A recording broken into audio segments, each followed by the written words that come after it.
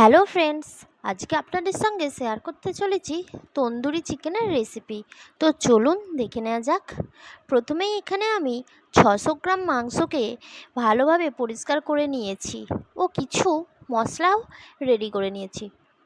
তারপর মাংসর মধ্যে কিছু জিনিস ম্যারিনেট করে নেব, যেমন 1 চামচ আদা বাটা, 1 চামচ রসুন বাটা ও হাফ চামচ কাশ্মীরি লঙ্কার গুঁড়ো ও লঙ্কার গুঁড়ো ও 1 চামচ ধনে গুঁড়ো, 1 চামচ জিরে গুঁড়ো, 1 চামচ হলুদ গুঁড়ো ও 1 চামচ তন্দুরি মশলা ও কিছুটা পরিমাণে চাট মশলা ও পরিমাণ মতো নুন দিয়ে দেব ও কিছুটা মেল্টেড বাটারও দিয়ে দেবো। আর 2 চামচের মতো টক দই দিয়ে খুব ভালো করে ম্যারিনেট করে রেখে দেবো 1 থেকে 2 ঘন্টার মতো। আপনারা চাইলে 1 ঘন্টা রেখেও করে নিতে পারেন, বাট 2 ঘন্টা রাখলে খুব ভালো হয়। এইভাবেই ম্যারিনেট করে 2 ঘন্টার জন্য আমি ফ্রিজে রেখে দিয়েছিলাম।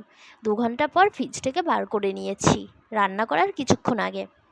তারপর কড়াই বসিয়ে তার মধ্যে বেশ কিছুটা পরিমাণ তেল দিয়ে, তেল গরম হয়ে গেলে ম্যারিনেট করা চিকেনটা দিয়ে দেবো ও সামান্য জলও দিয়ে দেবো। দিয়ে বেশ খানিকক্ষণের জন্য জোর কমিয়ে চাপা দিয়ে রেখে দেব। কিছুক্ষণ পর চাপা খুলে দেখলাম জল মোটামুটি শুকিয়ে গেছে।